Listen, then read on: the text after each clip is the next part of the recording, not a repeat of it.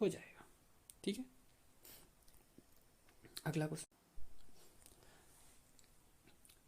देखते हैं। अगला क्वेश्चन 11वां क्वेश्चन दे रखा है मान लिया 28,308। इसमें देखना 8 के दो स्थानीय मानों का अंतर क्या होगा। तो इसमें 2 बार 8 दिए हैं, इसलिए क्या है दोनों के क्या है स्थानीय मान निकालनी है, फिर उसके बाद में क्या है उनका अंतर कर देना है।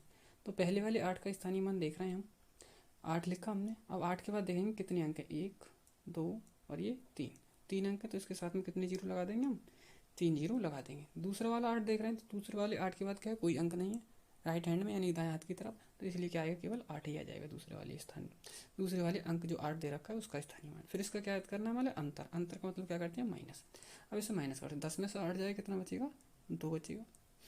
यहाँ पे कितना बचेगा 9, यहाँ पे भी कितना बचेगा 9, और यहाँ कितना बचेगा 7। तो ये बना हमारा 7,992, 7,992। तो ये हमारे कौन से ऑप्शन में दे रखा है, पहले वाले ऑप्शन में क्या है दे रखा है 7,992, यानी कि ए ऑप्शन क्या है हमारा राइट हो जाएगा। अगला क्वेश्चन देखते हैं। 12वां क्वेश्चन है 30 और 50 के बीच कुल भाज्य संख्याएं 30 व 50 को छोड़कर देखनी है कितनी हो सकती हैं। तो हमें इसमें भाज्य संख्या देखनी है इस बार, 30 और 50 के बीच में भाज्य संख्या।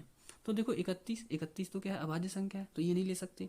और कौन सी हो जाएगी हमारी, एक 32 हो जाएगी, एक 33 हो जाएगी, यानी किसी भी नंबर से कट जानी चाहिए, वो संख्या क्या कहलाएगी हमारी भाज्य कहलाएगी।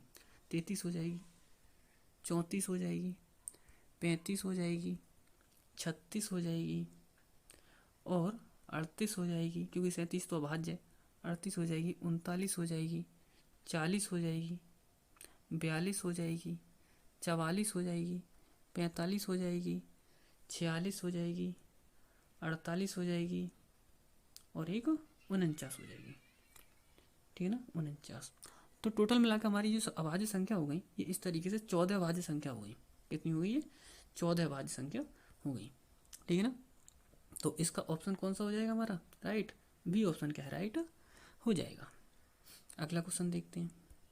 ये हमारे लिए 13वें क्वेश्चन में एक रोमन अंक दे रखा है। इस रोमन अंक क्या है हमें बताना है कि इससे कौन सा अंक बनेगा। तो देखते हैं। तो ये दे रखा है सबसे पहले आई वी दे रखा है, इसका मतलब क्या होता है 4 होता है। इसका मतलब क्या होता है, इसका मतलब होता है 4। ठीक है ना, और यदि किसी क्या है रोमन अंक पर बार लगा हुआ होता है तो उसमें क्या करते हैं हम 1000 से गुणा कर देते हैं। तो इसमें क्या कर देंगे हम 1000 से गुणा कर देंगे तो कितना हो जाएगा, इसका मतलब हो जाएगा 4000।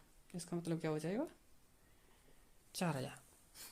फिर उसके बाद में सी और डी दे रखा है, सी डी का मतलब होता है 400, ये 400 हो जाएगा। और फिर उसके बाद में क्या दे रखा है हमारे लिए आई एक्स का मतलब होता है 9। इनको सभी को जब ऐड करोगे यानी कि जोड़ दोगे, ठीक है ना, तो 4000 और 400 और 9 जोड़ोगे तो कितना 4409 हो जाएगा। क्या हो जाएगा 4409, यानी कि ऑप्शन कौन सा राइट हो जाएगा हमारा, ऑप्शन क्या है सी क्या है राइट, यानी सही हो जाएगा। अगला क्वेश्चन देखते हैं। चौथा क्वेश्चन दे रखा है वह छोटी से छोटी संख्या कौन सी है जिसे किसी सम संख्या में जोड़ने पर, जिसे किसी सम संख्या में जोड़ने या घटाने से प्राप्त जो संख्या है वो विषम होगी, वो कौन सी होगी। तो वो ऐसी हमारी संख्या एक है, कैसी संख्या है एक है। एक को किसी भी सम संख्या में जोड़ने पर, किसी भी सम संख्या में जोड़ने पर या घटाने पर विषम संख्या ही प्राप्त होती है। क्या प्राप्त हुई हमारे लिए, विषम संख्या ही प्राप्त होती है। अब जैसे मान के चलो कोई संख्या 2 ले लो और 2 में यदि हम 1 जोड़ दें तो क्या होगा हमारे लिए 3 प्राप्त होगा। ठीक है ना, और यदि हम क्या 2 में से 1 घटा दें तो क्या है 1 प्राप्त होगा। तो ये भी विषम है और ये भी विषम है। तो प्रत्येक सम संख्या में यदि हम 1 जोड़ दें या 1 घटा दें तो हमें क्या प्राप्त होगा हमारे लिए, विषम संख्या प्राप्त हो जाएगी। तो इसीलिए क्या है हमारा एक ऐसा नंबर है जो किसी सम संख्या में जोड़ने या घटाने पर हमेशा क्या है विषम अंक प्राप्त होता है। तो ऑप्शन कौन सा सही हो जाएगा हमारा, इसका जो ऑप्शन है वो क्या हो जाएगा, बी ऑप्शन सही हो जाएगा। अगला क्वेश्चन देखते हैं। अगला क्वेश्चन है 10 और 20 के बीच कुल अभाज्य संख्याएं कितनी होंगी। तो इसमें बताना है हमारे लिए 10 और 20 के बीच में कुल अभाज्य संख्याएं कितनी होंगी, यानी कि ऐसा नंबर, अभाज्य का मतलब क्या होता है ऐसा नंबर जो क्या है एक या स्वयं के अलावा अन्य किसी संख्या से ना कटे, वो क्या कहलाता है हमारा अभाज्य संख्या कहलाते हैं। तो इस वाले क्वेश्चन का जो आंसर है वो आप लोगों को देना है कि इसमें बताना है आपको कि 10 और 20 के बीच में कुल कितनी अभाज्य संख्या होंगी। इस तरीके से इनको आपको बताना है। अगला क्वेश्चन देखते हैं, 16वां क्वेश्चन है 46,890 में 4 का स्थानीय मान और अंकित मान में अंतर कितना होगा। हमें बताना है कि 46,890 में 4 का स्थानीय मान और अंकित मान देखना है। तो वही मैंने बताया था आपके लिए कि स्थानीय मान देखते हैं तो जो जिस नंबर का पूछता है पहले उसे क्या कर लेते हैं, हम लिख लेते हैं। तो हम क्या है, पहले इस नंबर को लिख लेंगे, 4 लिख लिया हमने। अब देखते हैं दाएं हाथ की तरफ कितने अंक हैं, तो 1 2 3 4, 4 अंक हैं तो 4 जीरो लगा लेंगे, 2 और 2 4। ये तो हो गया स्थानीय मान।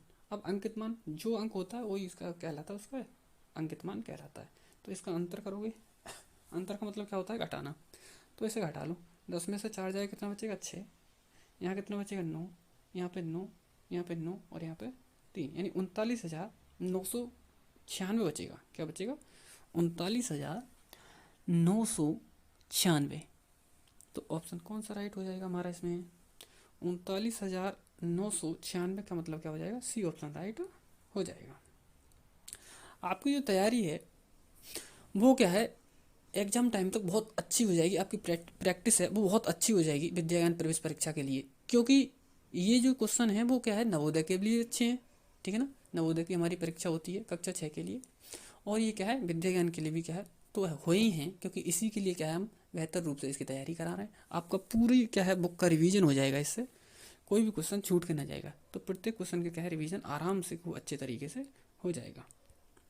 तो ये सीरीज़ क्या है, हम 10 दिन तक चलाएंगे और 10 दिन में हमारे 10 चैप्टर फिनिश हो जाएंगे, बहुत कम टाइम में, बहुत अच्छे क्वेश्चन बेस्ट क्वालिटी के साथ।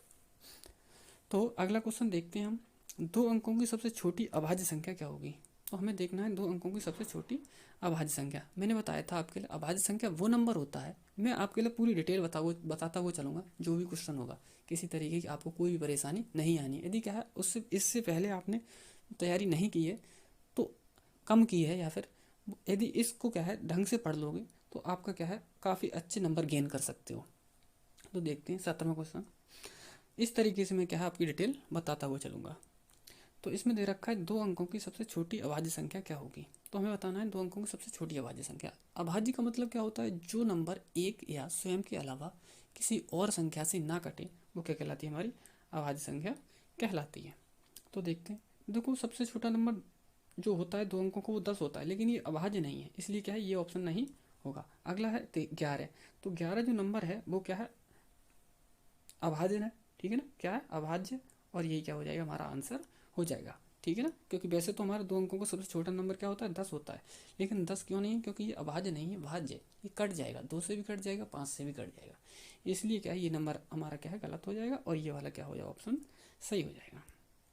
अगला क्वेश्चन देखते हैं। अगला क्वेश्चन दे रखा 80,905 को संख्यात्मक रूप में लिखने पर क्या प्राप्त होगा। तो हमें बताना 80,905 के लिए। तो इसका राइट आंसर कौन सा हो जाएगा हमारा 80,905। तो इसका जो आंसर है आपको कमेंट बॉक्स में देना है। देखते हैं कौन कौन बच्चा क्या है किस तरीके की तैयारी कर रहा है, इसी के हिसाब से हमारे लिए आंसर देगा। और क्या है जब आप आंसर दोगे तो इसका ऑप्शन सहित आंसर देना है, ठीक है ना। जो क्वेश्चन का नंबर है वो भी क्या है आपको कमेंट बॉक्स में डाल देना है कि इस क्वेश्चन का ये आंसर है। मैंने आपके लिए क्या है 2 क्वेश्चन दिए हैं, इन दोनों क्वेश्चनों का आंसर आप कमेंट बॉक्स में देंगे तो इससे पता चलेगा कि आपकी तैयारी कैसी चल रही है, ठीक है। इसी हिसाब से मैं क्या है आगे वाले क्वेश्चनों को क्या रखूँगा।